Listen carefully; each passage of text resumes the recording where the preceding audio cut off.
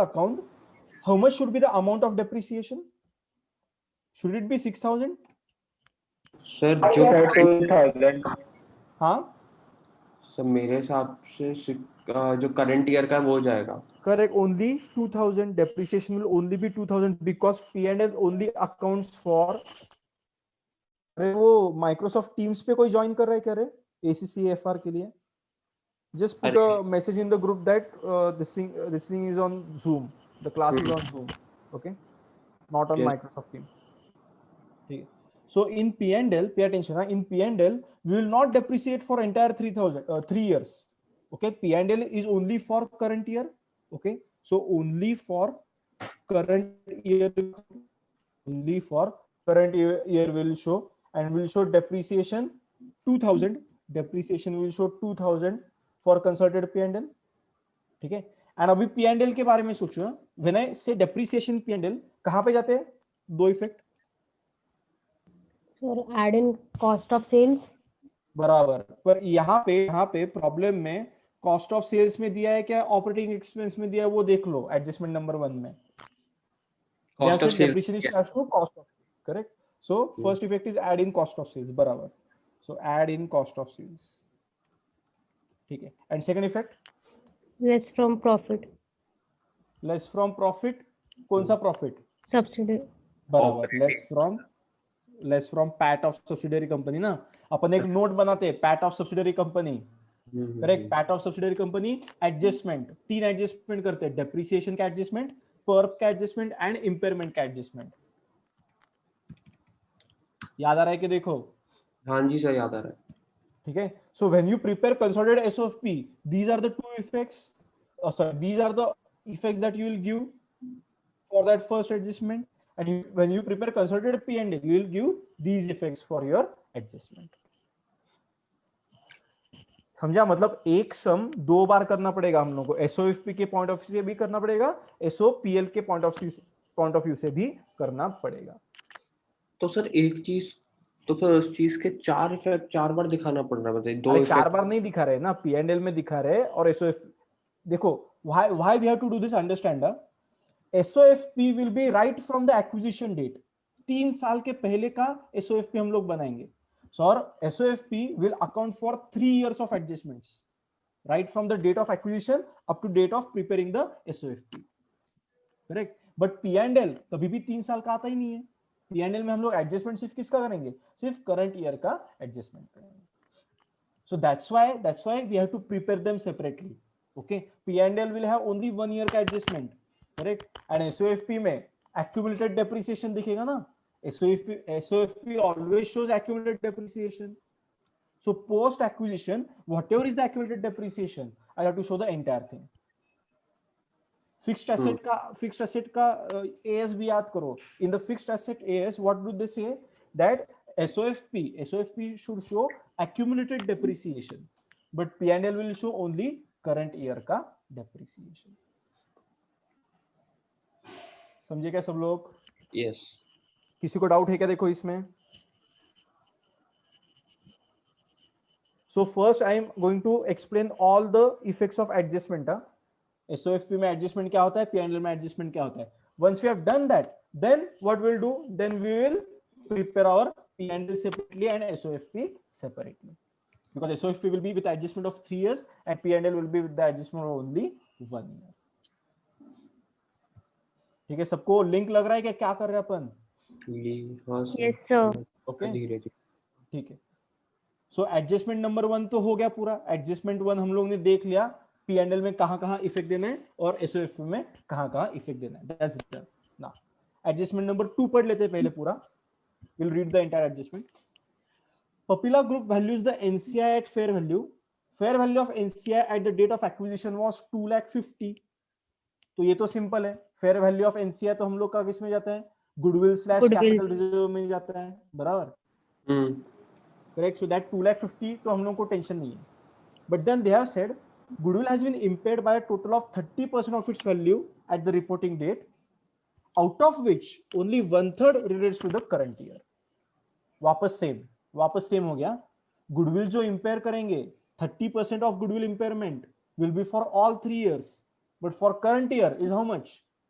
1/3 1/3 of that 30% goodwill. वो P&L में जाएगा ना? वो P&L, हाँ, तो वापस सेम प्रॉब्लम हो गया, सेम डेप्रिसिएशन जैसे प्रॉब्लम हो गया. Depreciation is for 3 years, correct, and P&L में 1 year का इफेक्ट दिया है. सिमिलरली अभी गुडविल जब कैलकुलेट करेंगे, अगेन गुडविल भी कंसोलिडेटेड एसओएफपी में 3 साल का आएगा एंड यहाँ पे सिर्फ 1 साल का आएगा. Okay, so working note 3 for adjustment number 2. Okay, so adjustment number 2 में क्या क्या दिया है? फेयर वैल्यू ऑफ एनसीआई दिया है. पहली बात तो फेयर वैल्यू ऑफ एनसीआई दिया है. सर जरूरी थोड़ा है वो लोग हमें बताएंगे कि 1/3 उसमें जाएगा. हमको मे बी बाय डिफॉल्ट लेना पड़ेगा अगर क्वेश्चन में नहीं. अगर ये 1/3 बोला नहीं रहता तो हम लोग ने 1/3 ही किया रहता, because we know that just like depreciation goodwill is also for 3 years. So current year में कितना आएगा? 1/3 आएगा. Even if they had not given this line, out of which 1/3 relates to the current year, still you should know that the acquisition was 3 years ago. तो total goodwill 3 साल का है, ठीक है, तो अपना P&L में सिर्फ 1 साल का इंपेयरमेंट आएगा. Okay, clear? Yes sir. ठीक है, तो एनसीआई का तो टेंशन नहीं है, बराबर. एनसीआई 2,50,000 वो सिर्फ एसओपीएल में, एसओएफपी में दिखाएंगे, only in SOFP, correct. Fair value of NCI only in SOFP, correct. तो उसके दो इफेक्ट क्या है? First effect will be in your goodwill capital reserve, बराबर. गुडविल और कैपिटल रिजर्व का working note, fair value of purchase consideration add fair value of NCI, correct. And second effect कहां पे जाएगा? एनसीआई का working note. Perfect. NCI working note, जहां पे हम लोग लिखते हैं एनसीआई पेएबल, ठीक है. It will not reflect in P&L, बराबर, क्योंकि एनसीआई को लॉन्ग टर्म पेमेंट कर रहे हैं. एनसीआई का पेमेंट जो है वो लॉन्ग टर्म है, तो नॉन करंट लायबिलिटीज में दिखाएंगे इवेंचुअली अपन एनसीआई को, बराबर ना. तो वो P&L में रिफ्लेक्ट नहीं होगा. It will be only reflected in SOPL, sorry SOFP, not in SOPL. ठीक है, तो ये ए पार्ट हो गया, correct. This is the A part. Now B part, impairment of goodwill.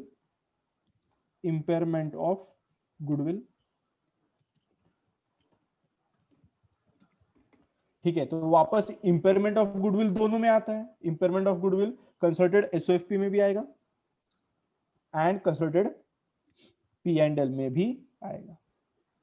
तो पहले सिर्फ एसओएफपी का एडजस्टमेंट याद करो, जस्ट एसओएफपी का एडजस्टमेंट याद करो. अगर गुडविल इंपेयर हुआ है और 100% इंपेयरमेंट है ही नहीं, गुडविल में कितना इंपेयरमेंट है? 30% का इंपेयरमेंट है. तो पार्शियल इंपेयरमेंट ऑफ गुडविल का एसओएफपी का एडजस्टमेंट याद करो, क्या था? दोनों में बटेगा. पहले तो क्या करेंगे? First effect, so we will calculate goodwill का 30%, so amount will be 30% of goodwill amount, 30% of goodwill amount, correct. First effect will be your less from goodwill, बराबर.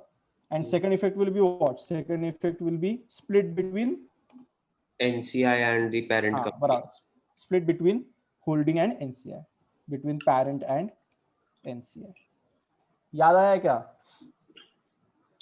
Yes sir. ठीक है. एंड फिर कंसोलिडेटेड P&L में कितना दिखाएंगे? 1/3 of 10%, 30% of goodwill, बराबर. मतलब जो भी 30% ऑफ गुडविल का वैल्यू निकालेंगे उसका 1/3 दिखाएंगे, बिकॉज ये 3 साल के लिए कंसिडर्ड एसओएफपी, 3 साल के लिए. P&L only for 1 year, P&L is only for 1 year, it is only for 1 year. तो हम लोग सिर्फ 1/3 दिखाएंगे. अभी कल का एडजस्टमेंट याद करो. गुडविल के दो इफेक्ट क्या थे?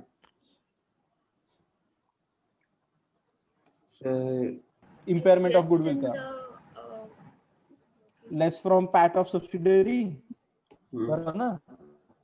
तीन चीजें लेस करते हैं, डिप्रिसिएशन पर एंड इम्पेयरमेंट. तो वो तो पहला इफेक्ट वहां पे गया, less from PAT of subsidiary, correct. And second effect कहां पे आएगा?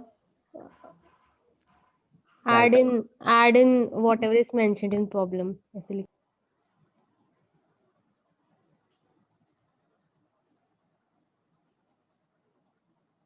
और आवाज गई.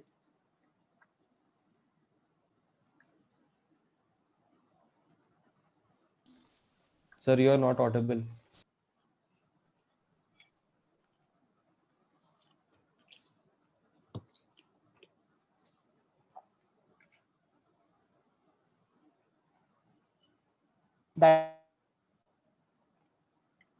सर आवाज नहीं आ रही।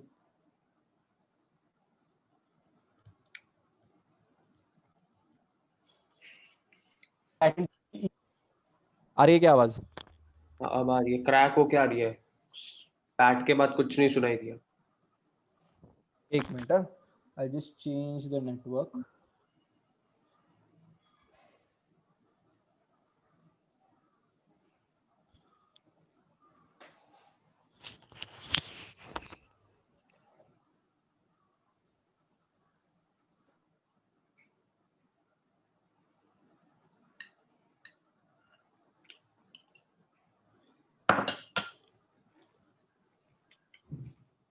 ठीक है, now is it clear? Yes. Okay, consolidated P&L के दो इफेक्ट मिलेंगे। Okay, first effect is less from PAT of subsidiary, correct, because subsidiary में हम लोग तीन चीजें लेस करेंगे, depreciation, pulp and goodwill. Okay, so first effect will be less from PAT of subsidiary, and second effect will be add in the operating expenses, because if nothing is given we will have to add in operating expenses. ठीक है? Okay, clear? Yes, sir. So हाँ, second adjustment be done.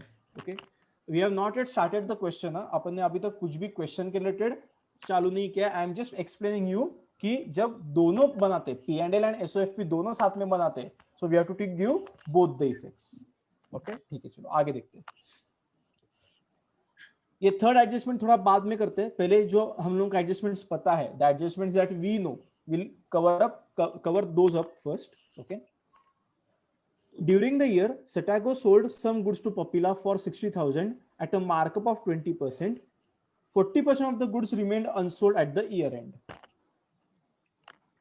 Pulp है ये। Pulp कौन सा है, downstream है upstream है? सर डाउनस्ट्रीम है ना? Upstream. नहीं upstream. Setago sold to Popila, subsidiary company sold to parent company, so this is upstream perp. Okay, adjustment number 3 I'll do it later on क्योंकि वो नया एडजस्टमेंट है। ओके, जो पता है एडजस्टमेंट्स, अभी हम लोग वो वाले एडजस्टमेंट्स करने वाले। Okay, so during the year Setago sold goods to Popila for 60,000 at a markup of 20%. तो पहले तो कंसिडर्ड SOFP के लिए कर देते हैं, working note 4 for adjustment number 4।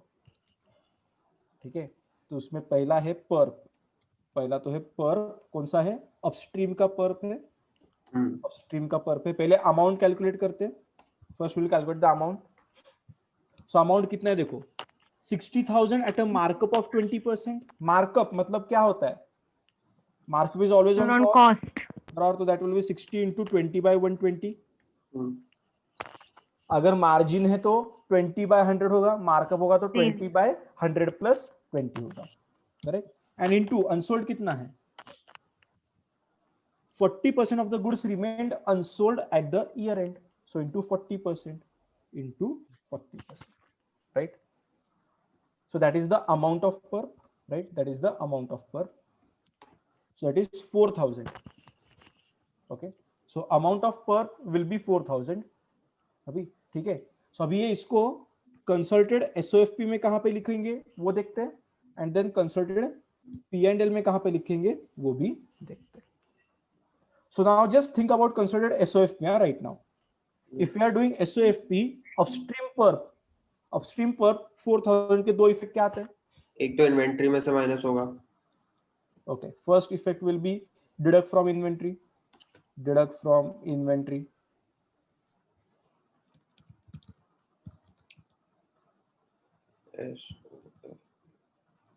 Sir गायब हो गए फिर। अपस्ट्रीम ट्रांजैक्शन है तो net assets of subsidiary company से जाएगा,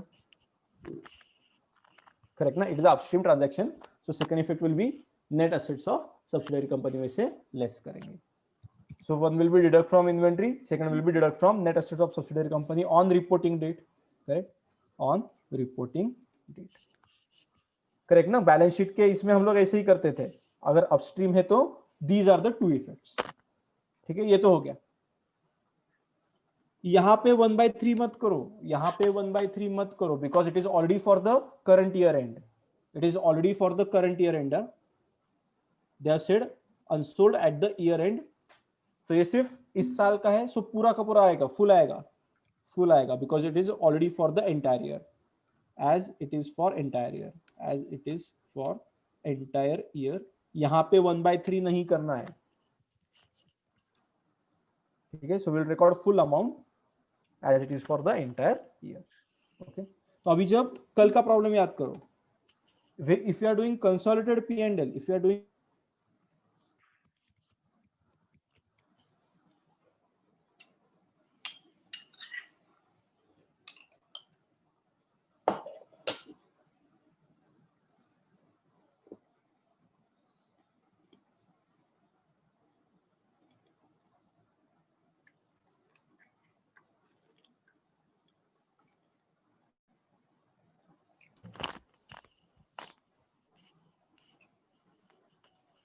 see if this is clear. Sir आपकी आवाज ही गायब हो गई थी कल 4000 के बाद फर्स्ट इफेक्ट पे। ठीक है, चलो I take it once again. So when we do consolidated P and L, अभी आ रही है ना आवाज? हाँ आ रही है। So if I'm writing something and if I'm not saying something na, if you can't hear me and if you can't hear me, then just stop and ask me, stop and tell me कि आवाज नहीं आ रही है। ठीक है, so consolidated P&L 4000, we will record the entire amount. Okay, we will not take 1/3, we will not take the 1/3 amount, correct? Because this consolidated P&L is for the entire year end, it is for the entire year end, so we'll take the entire amount. Okay, so two effects will be what? First effect will be less from PAT of subsidiary, क्योंकि वो upstream transaction है इसलिए less from PAT of subsidiary, correct? And second effect will be your add in cost of sales, add in the cost of sales, because inventory है तो वो cost of sales में आएगा। ठीक है, क्लियर? Yes sir. और अब समझ में आ गया सब लोगों को? ठीक, सो एडजस्टमेंट नंबर 4 में और भी कुछ बोला है, देख लेते हैं। एडजस्टमेंट नंबर 4 में और भी कुछ बोला है। At the year and Satago's book showed a receivable balance of 6000 as being due from Papila. This disagreed with the payables balance of 1000 in Papila's books due to Papila having sent a check to Satago shortly before the year end, which Satago had not yet received. Cash in transit बराबर, मतलब intra group transaction है, receivable payable वाला transaction है, and plus cash in transit, जो भी difference है 6000 और 1000 का डिफरेंस है, that will become a cash in transit, correct? So we have done this adjustment also, right? But now tell me, this adjustment, is it capital nature or revenue nature? Sir capital nature नहीं, it हाँ is capital receivable payable ना, receivable payable मतलब क्या हो गया? Capital capital nature का हो गया, तो उसका इफेक्ट सिर्फ कंसोलिडेटेड एसओएफपी में डालेंगे, will not put that in consolidated P and L. ठीक है, सो वर्किंग एडजस्टमेंट नंबर 4 में सेकंड पार्ट है अपना intra group transaction. Sir intra group पे तो एलिमिनेट भी हो गया अपने आप ही ना? क्या हुआ? अगर इंट्रा ग्रुप है तो वो तो एलिमिनेट भी हो गया ना? हाँ, तो एलिमिनेट हो गया मतलब हम लोगों को लेस करना पड़ेगा ना। हाँ करना तो पड़ेगा। ठीक है, सो इंट्रा ग्रुप ट्रांजैक्शन, सो हम लोगों को क्या बोला है? पेएबल्स एंड फर्स्ट तो रिसीवेबल एंड पेएबल में है, सो उसमें सो intra group transaction only, so we'll adjust only in consolidated SOFP since it is capital nature transaction, correct? And no effects in consolidated P&L, no effects in consolidated P&L। ठीक है, तो सिर्फ considered एसओएफपी में करना है। ओके, तो देखो हाँ, अभी क्या बोला है? they have said Satago's book showed a receivable balance of 6,000 from Papila. This disagreed with payables balance of 1,000 in Papila due to Papila having sent a check to Satago shortly before the year end, which Satago had not yet received. तो receivable payable में कितना amount दिखाओगे and cash in transit and receivables में कितना amount दिखाओगे, बताओ मेरे को. We have done this type of adjustment before also. Sir receivable payable में 6,000 दिखाएंगे. 6,000 दिखाएंगे या 1,000 दिखाएंगे? Always think from parent company's books of accounts. Okay, always think from parent company's book of accounts.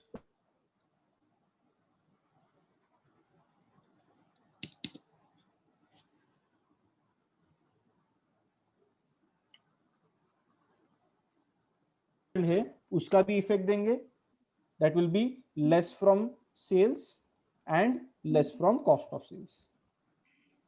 Correct. ठीक है, गुड. सो ये भी हम लोग इफेक्ट देंगे. सो कंसोलिडेटेड P&L में 60,000 का भी इफेक्ट देंगे एंड 4,000 का भी इफेक्ट देंगे. Okay, because 60,000 is sale. Okay, so this also is there in consolidated P&L. We will account for 60,000 as well as we will account for the 4,000. Okay, next. So when I take the intra-group transaction, it will be adjusted only in consolidated SOFP since it is capital nature transaction and no effect in consolidated P&L. तो हम लोग अभी पहला तो first is from point of view of parent company, point of view of parent company. ठीक है. So parent company के point of view से देखो, 6,000 दिखना चाहिए या 1,000 दिखना चाहिए? 1,000 बिकॉज सटैगो सब्सिडरी के पॉइंट ऑफ व्यू से 6,000 दिखना चाहिए था, बट पेरेंट कंपनी के पॉइंट ऑफ व्यू से सिर्फ 1,000 दिखना चाहिए था. So will what will deduct, so that is 1,000, that is 1,000. Okay, देखो तुम लोगों ने 6,000 भी किया तो भी बैलेंस शीट तो टैली होने वाला है तुम्हारा. Okay, but that will be tallied with a wrong amount. Always think from parent company. Intergroup transaction always think from parent company. So ये 1,000 के दो इफेक्ट क्या है? First effect will be less from receivable, and less from payable. Right? Less from receivable and less from payable. Okay, I'll explain it again. The doubt is to explain again. So see, I'll read the transaction again. In the fourth adjustment, there is second part. At the year end, Satago's books showed a receivable balance of 6,000 as being due from Papila. And this has disagreed with payables balance of 1,000 in Papila's book. Okay, so it is receivable में कुछ पैसा दिख रहा है, payable में कुछ पैसा दिख रहा है. तो receivable और payable में जब भी पैसा दिखेगा, it is an intra-group transaction. So first thing is intra-group transaction is adjusted only in consolidated SOFP. Okay, because it is a capital nature transaction, and consolidated P&L में there will be no effect. ठीक है, ये तो clear हो गया. अभी एसओएफपी में क्या इफेक्ट देना है समझ के लेते हैं. ठीक है, तो प्रॉब्लम ये है, रिसीवेबल में 6,000 दिख रहा है, सब्सिडरी के रिसीवेबल में 6,000 दिख रहा है और पेरेंट के पेएबल में 1,000 दिख रहा है. तो डिफरेंस कितना है? Difference is 5,000. तो 5,000 का तो हम लोगों को पता है 5,000 is cash in transit, that we know. Correct, 5,000 is cash in transit, that we already know. But should we take 6,000 और should we take 1,000 is the question. Okay, so हमेशा पेरेंट कंपनी में कितना बैलेंस है उस हिसाब से देखना है. सो पेरेंट कंपनी में बैलेंस कितना है? 1,000 का बैलेंस है. Okay, so we will give 1,000 के two effects. First effect will be less from receivable, second effect will B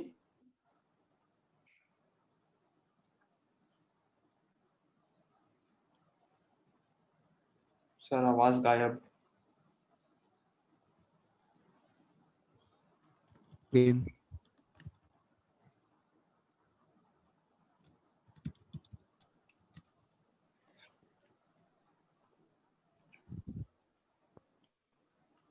Okay, now am I audible? Am I audible now? हाँ, so I'll explain once again. 1,000 का effect क्या हो गया? 1,000 का effect is, first effect is less from receivable and second effect is less from payable. 1,000 क्यों लिया और 6,000 क्यों नहीं लिया, ये समझाया क्या सब लोगों को? Because we will see what is the will what is the intra group in parents books of account. तो पेरेंट के बुक में 6000 नहीं है, पेरेंट के बुक में सिर्फ 1000 है, तो इफेक्ट 6000 का नहीं देंगे, इफेक्ट 1000 का देंगे. एंड रिमेनिंग अमाउंट कितना हो गया? 6000 minus 1000. So remaining amount is 5000. Remaining amount is 5000. So that will be your cash in transit. So first effect will be less from receivables, correct? And second effect will be add in cash in bank, add in cash at bank, add in cash at bank. So that will be your second effect. Okay. Is this clear? Is this adjustment clear to everyone? Yes, sir. Yes, sir. Okay. So working note 4 is complete now. Working note 4 is complete. Okay. So yes, SOP may effect they. It is a capital nature transaction, so no in consolidated P&L. Okay. Now. Sir, क्या हम लोगों को? हाँ. so before you told that in cash in transit, we just subtract from the cash and add in the bank. हाँ, पर balance sheet में cash in दिख रहा है क्या? गिवन करंट एसेट, तो हम लोग क्या करना है? Receive cash in hand can be current, correct ना? Current asset first effect will be current asset में less from current asset, and second effect will be add in current asset. Yes. Okay, so अब cash in and cash at bank अलग से दिखा नहीं है, तो we can do it like this. Less from, तो actual effect होना चाहिए था less from cash in hand, right? Less from cash in hand, correct? Add to cash at bank. ठीक है, ऐसा दिखा है तो भी चलेगा, बट कैश इन हैंड का कोई अकाउंट ही नहीं है ना.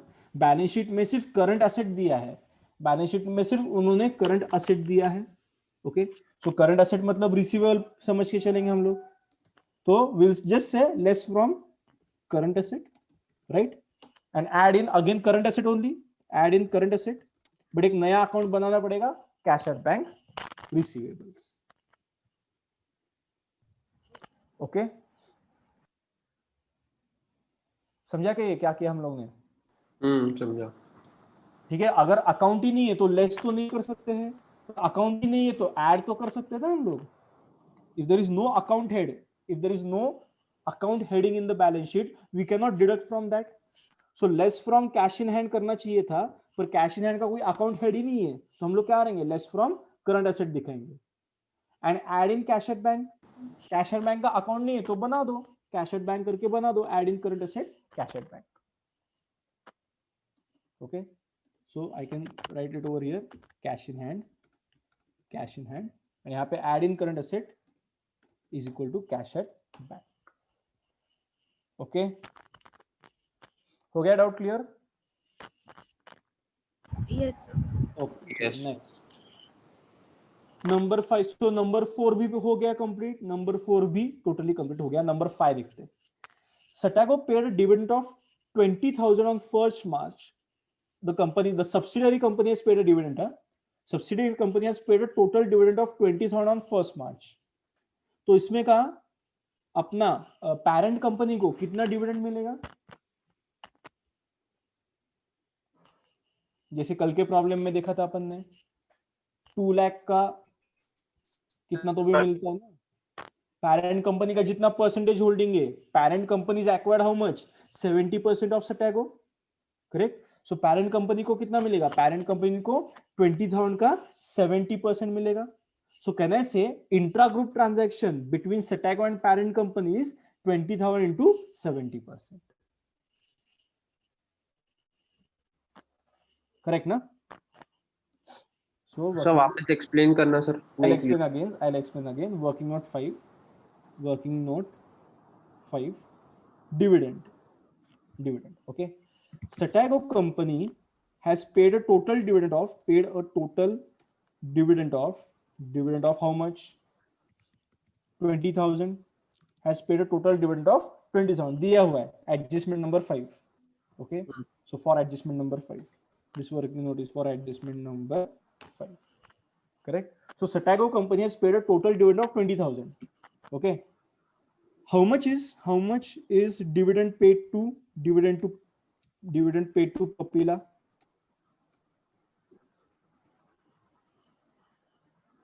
इसमें से 20,000 में से डिविडेंड पेड टू पपीला कितना है? So 14,000. Correct, because Papila is acquired 70%, तो पपीला को तो पूरा 20,000 नहीं मिलेगा, पपीला को कितना मिलेगा? 70% holding into 20,000, right?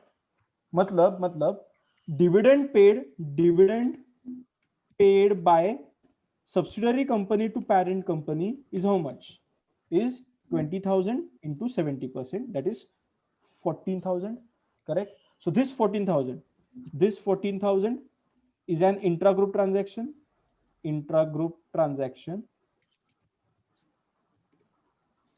correct? Eliminated from your consolidated statement. ठीक है. सो अभी एलिमिनेट करना है, मतलब क्या करना है? पहले तो हाँ देखो, अपना इन्वेस्टमेंट इनकम कितना दिख रहा है? देखो पपीला का इन्वेस्टमेंट इनकम कितना दिख रहा है? 700. अरे इन्वेस्टमेंट इनकम पूछ रहा हूँ मैं, इन्वेस्टमेंट नहीं पूछ रहा हूँ. अच्छा, इन्वेस्टमेंट इनकम पीएनएल में रहेगा ना? 20,000 दिख रहा है. पपीला का इन्वेस्टमेंट इनकम इज अपियरिंग 20,000. उस 20,000 में से इंट्रा ग्रुप कितना है? 14,000 ना. तो it is not, this is not the meaning. इन्होंने जानबूझ के ये अमाउंट सेम दिया है 20,000 just to confuse you guys. Satago paid a dividend of 20,000, okay, but इसमें कितना दिखना चाहिए था? 20,000 का 70% 14,000 दिखना चाहिए था, बराबर? तो अगर ये 14,000 होता तो ये 14 भी इग्नोर किया रहता और ये 20 भी इग्नोर किया रहता. पर पपीला का टोटल इन्वेस्टमेंट इनकम 20,000 दिख रहा है. It means Papila has other investment income also. Yes, sir. Yes, sir. Okay, so Papila's investment income has a balance of 20,000 in P&L, in the P&L. Okay, this means there is other investment income of Papila कितना आएगा? 20,000 6,000 minus 14,000, correct. 20,000 minus 14,000, 6,000. ठीक है.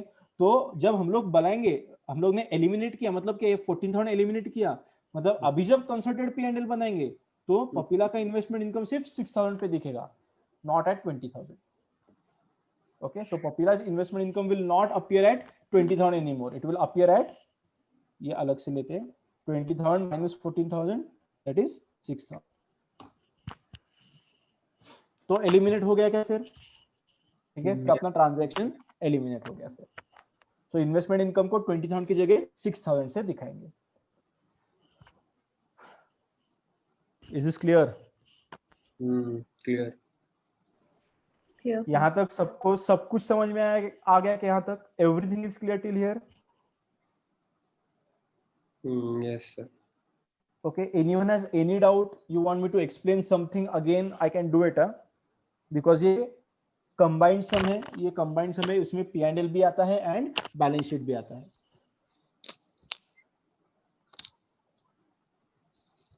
Okay, ठीक है, चलो अब देखते हैं. So एडजस्टमेंट, सिर्फ एक एडजस्टमेंट बचा, नंबर 3 एडजस्टमेंट बचा, वो थोड़ा सा अलग है. That we have not done earlier. Okay, that adjustment we have not done earlier. So now I will do for adjustment number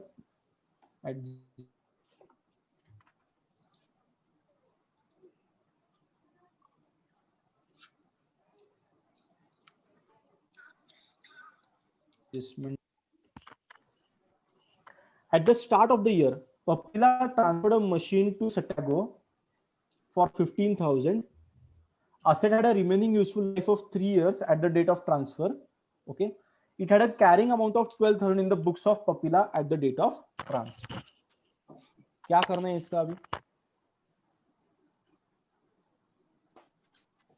यार इसके ऊपर ऑलरेडी डेप्रिसिएशन लगा हुआ है ना?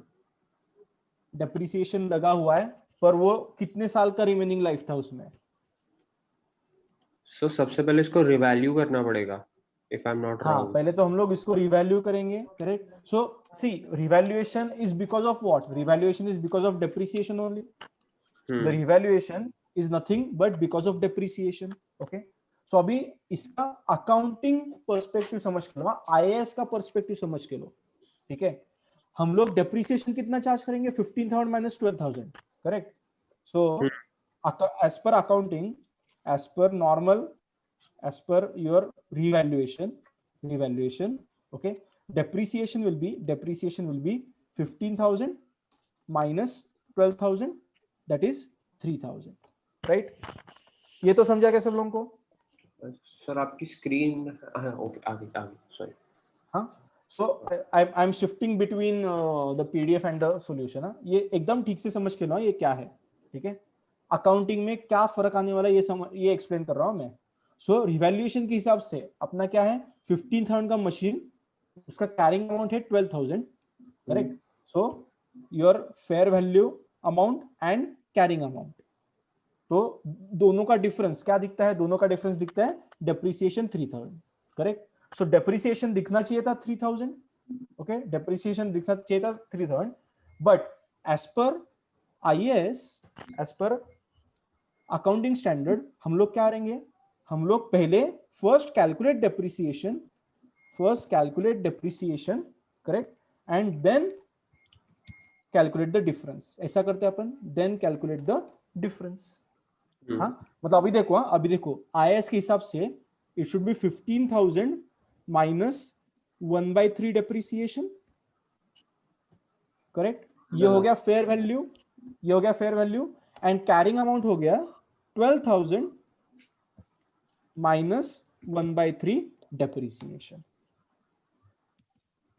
Correct? That will be our carrying amount. ये समझ में आ रहा है कि देख लो.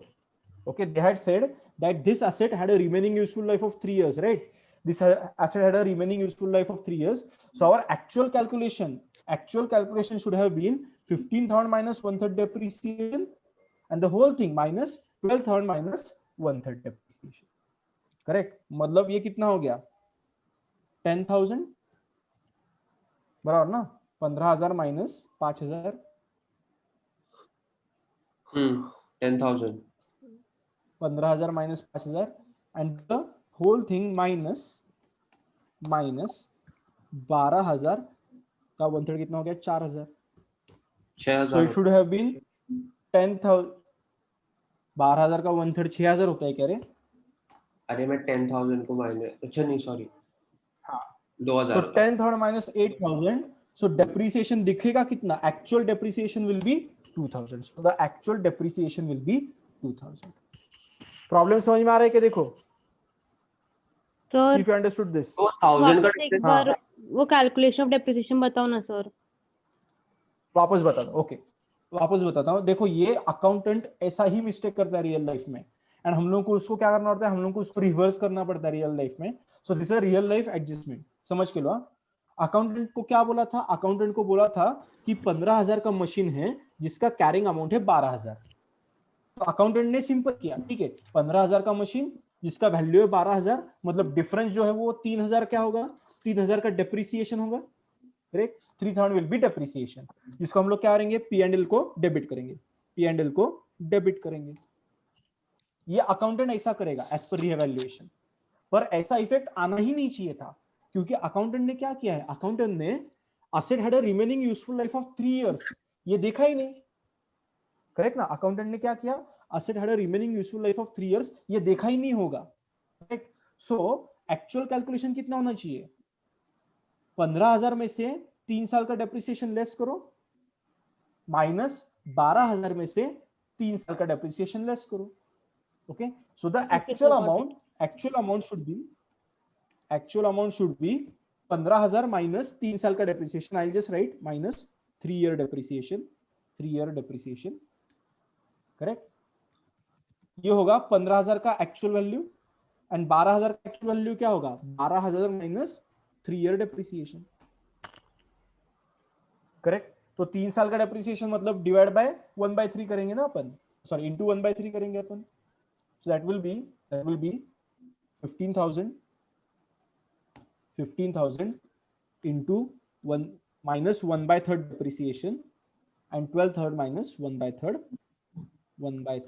depreciation. ठीक है, मतलब इन शॉर्ट अपना आंसर आना चाहिए था 10,000 minus 8,000, 2,000 should have been charged to P&L का डेबिट. क्लियर हो गया क्या?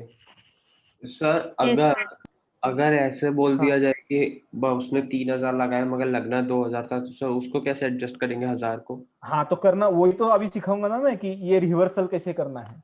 ठीक है, तो मेरे बुक्स ऑफ अकाउंट्स में ध्यान दो, मेरे बुक्स ऑफ अकाउंट्स में एक्चुअल कितना आना चाहिए था? 2,000 के 2 इफेक्ट्स आने चाहिए थे. बताओ ना, मेरे बुक्स ऑफ अकाउंट्स में एक्चुअल 2,000 के 2 इफेक्ट्स आने चाहिए थे, पर क्या किया मैंने? P&L को डेबिट किया 3,000. मैंने P&L को डेबिट किया 3,000, तो जो 1,000 है और 1,000 का हम लोग को डिफरेंस आना चाहिए. Okay, so doubt is so, sir, here depreciation is the difference between the two carrying amount. No. See, depreciation is 2,000. Depreciation is 2,000. Okay, so in our books of accounts, in our balance sheet, how much should the depreciation appear? Depreciation should appear at 2,000. In the balance sheet, depreciation should appear at 2,000. Correct? So the correct effect of depreciation should be 2,000 के 2 effects. But because of revaluation, depreciation का P&L के debit में effect कितना आया है? P&L के debit में 3,000 का इफेक्ट आया है. Okay, this is the effect that has been already put. This is the effect that has been already put. Okay, but this is what should have been shown. Should have been shown. Correct ना? मतलब 1,000 का मेरे को क्या करना पड़ेगा? मेरे को रिवर्सल करना पड़ेगा. I'll have to reverse that 1,000 का effect. See if this is clear.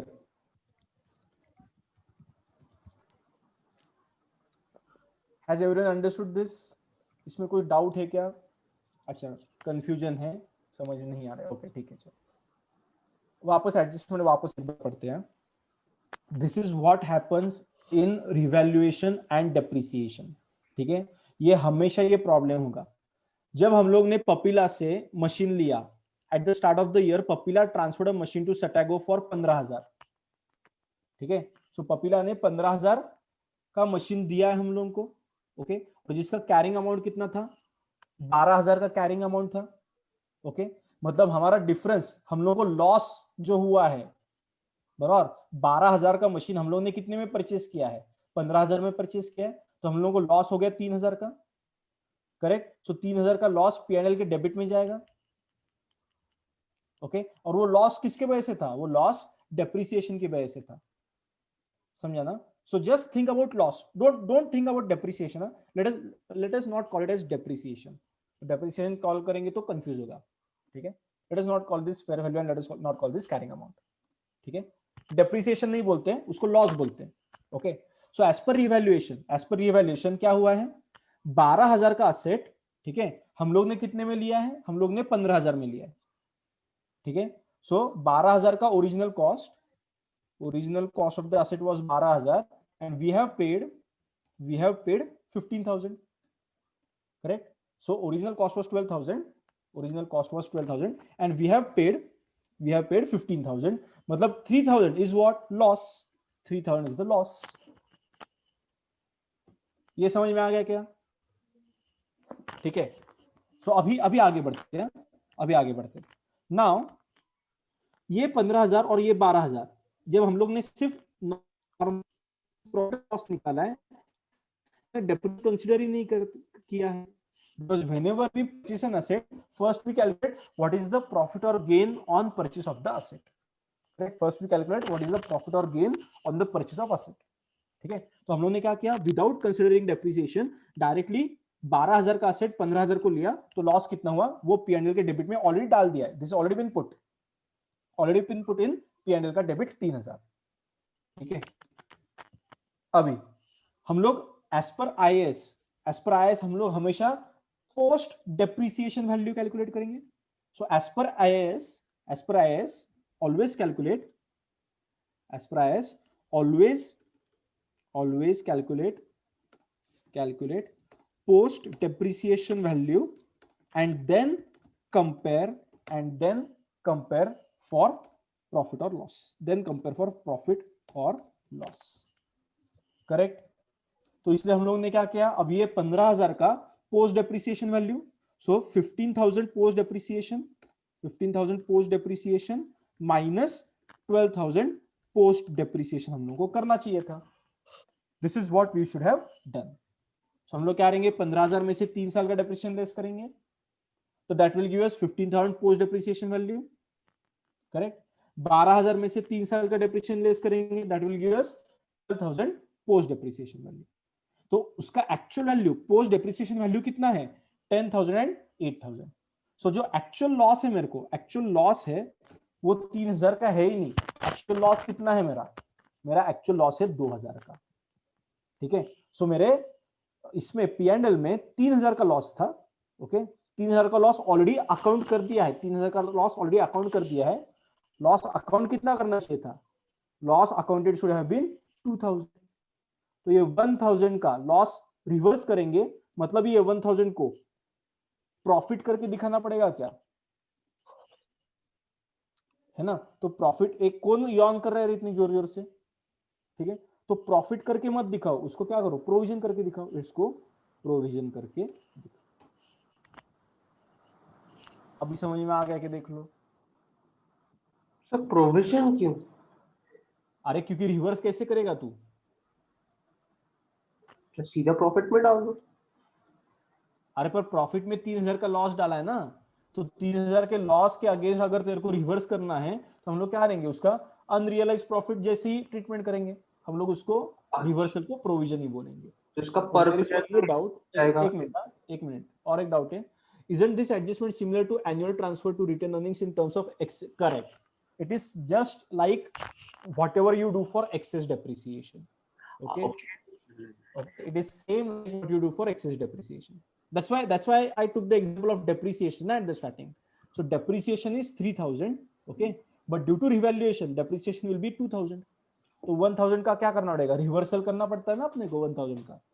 So same way we'll do it over here also, okay. Sir, if they say that instead of the transfer is in the start of the year, if they say that the carrying amount, the transfer is at the reporting date and the carrying amount is 12,000, so should we find depreciation? तो अगर reporting date है, तो reporting date को depreciation account करके ही करेंगे ना। तो अगर रिपोर्टिंग डेट को है तो ये सब आया ही नहीं रहता, है ना। रिपोर्टिंग डेट को है तो डायरेक्टली हम लोगों ने क्या किया रहता, पोस्ट डेप्रिसिएशन ही कंपेयर किया रहता। Because when you do the sale or purchase at reporting date, you'll always get post depreciation amounts. 15,000 के लिए कैलकुलेट नहीं करेंगे, नहीं, हम लोग 10,000 और 8,000 में कंपेयर करेंगे, क्योंकि अगर ईयर एंड तक रुक के परचेस किया रहता, तो 15,000 का वैल्यू हो गया रहता, पोस्ट डेप्रिसिएशन 10,000 एंड 12,000 का वैल्यू हो गया रहता, पोस्ट डेप्रिसिएशन 8,000। तो मेरा actual loss would have been 2,000 only, ठीक है। ओके, क्लियर हो गया क्या सब लोगों को? ठीक है, चलो देखते हैं अभी। सर इसको पर्प की तरह एडजस्ट करेंगे ना फिर? हाँ देखते हैं, ठीक है। तो पर्प नहीं बोलेंगे, we will not call it as PURP, we will just call it as reversal, ठीक है। We will just call it as reversal, okay. क्योंकि पर्प बोलोगे तो वापस तुम लोग कंफ्यूज होगा कि पर्प तो अलग था, ये कौन सा पर्प आया नया, okay. So will just call it as reversal. Kaplan calls it as PURP, okay, Kaplan calls it as PURP. और तुम लोग तुम्हारे अंडरस्टैंडिंग के लिए रिवर्सल करके दिखाओ तो भी चलेगा, नो प्रॉब्लम, ठीक है। So now see problem 3,000 is already deducted, ठीक है, इज द लॉस, ठीक है। तो हम लोग को उसको क्या करना पड़ेगा, लेस फ्रॉम ग्रुप अर्निंग्स करेंगे पहले तो, क्योंकि जब हम लोग ने एक्वायर किया, ठीक है, जब एक्वायर किया तब ये 3,000 का लॉस था, तो उसको लेस फ्रॉम ग्रुप अर्निंग्स करेंगे, ठीक है। पर एक्चुअल लॉस तो 2,000 आना चाहिए था, ठीक है।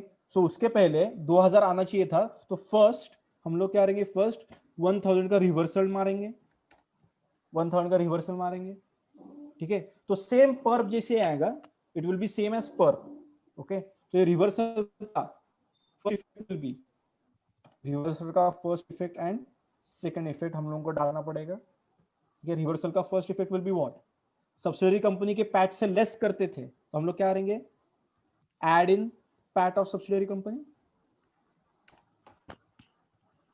Correct. And net assets of subsidiary company से लेस करते थे तो हम लोग क्या करेंगे, add in net assets of subsidiary, ठीक है। मतलब सब्सिडियरी कंपनी के P&L में भी एडजस्ट हो गया, सब्सिडियरी कंपनी के बैलेंस शीट में SOFP में भी एडजस्ट हो गया। तो ये रिवर्सल अपन ने कंसोलिडेटेड P&L में मार दिया, ये रिवर्सल कंसोलिडेटेड P&L में मार दिया, एंड ये रिवर्सल अपन ने कंसोलिडेटेड SOFP में मार दिया। समझा क्या 1000 रिवर्सल कैसे किया?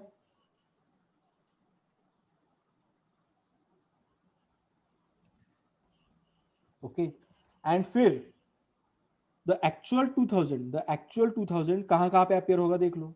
द एक्चुअल 2000 विल अपियर, पहला तो वो लॉस है तो कॉस्ट ऑफ सेल्स में जाएगा, add in cost of sales, add in cost of sales, okay. And second effect क्या होगा, deduct from your asset, deduct from non current asset, non current asset. See if the entire adjustment,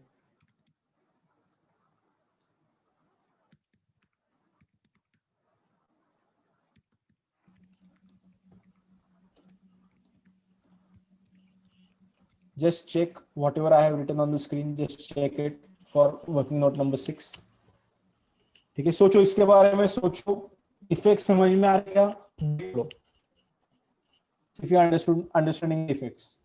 नहीं कुछ logic समझ में नहीं आ रहा है, किसी चीज का लॉजिक समझ में नहीं आ रहा है तो पूछ लो।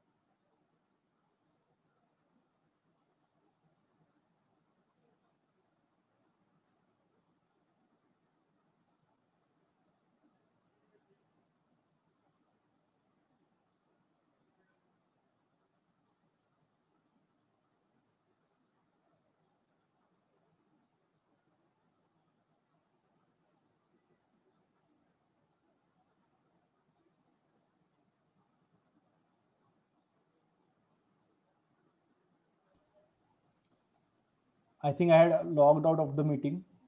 You can hear me now? आवाज आ रही है। हाँ, Yes, sir. ठीक है। सो आई वाज सेइंग कि ये पूरा एडजस्टमेंट नंबर 3 समझ में आया क्या, देख लो। If any logic is not understood ask me.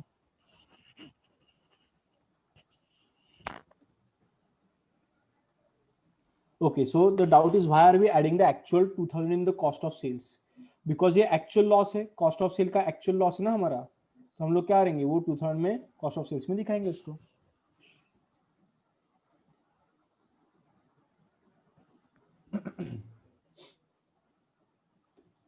Okay, ठीक।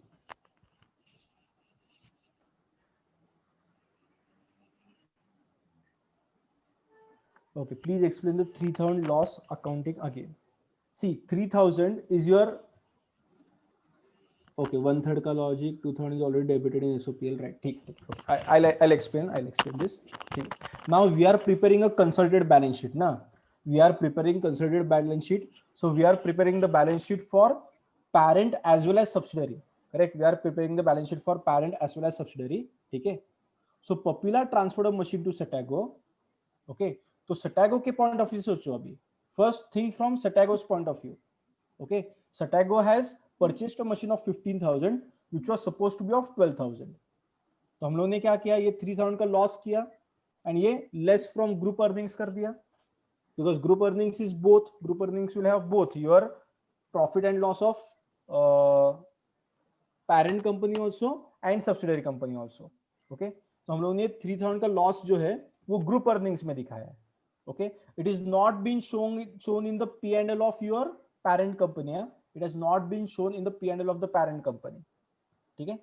पर ये जब 2000 का लॉस दिखाएंगे तो हम लोग क्या करेंगे, ये कंसोलिडेटेड P&L में दिखाना है हम लोगों को, correct. So that time we are only showing this 2000 का loss, you are only going to show the 2000 ka loss, because what will the parent say? Parent will say, I am not going to give 70% for 3000 ka loss,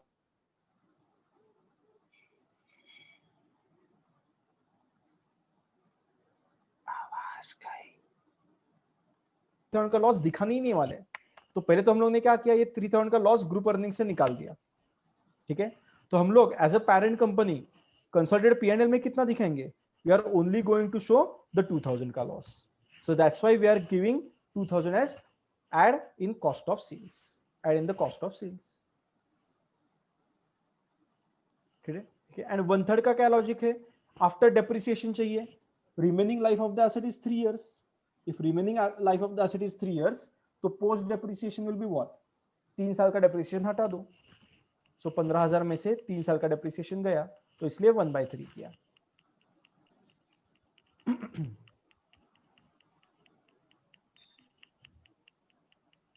Okay, so next doubt is, for parent it is a profit, so why is it not nullified?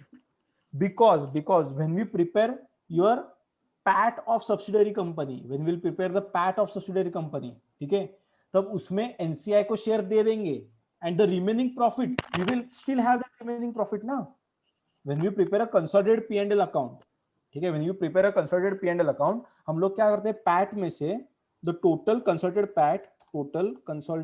PAT में से हम लोग क्या करते हैं, NCI का share अलग से निकालते हैं, एंड जो भी बचा हुआ अमाउंट है, all the remaining profit is shared by whom? It is shared by the parent company. तो parent company में वो वैसे भी आने ही वाला है। Okay, so that's why we are not nullifying it right now, because when we prepare the consolidation it will get nullified.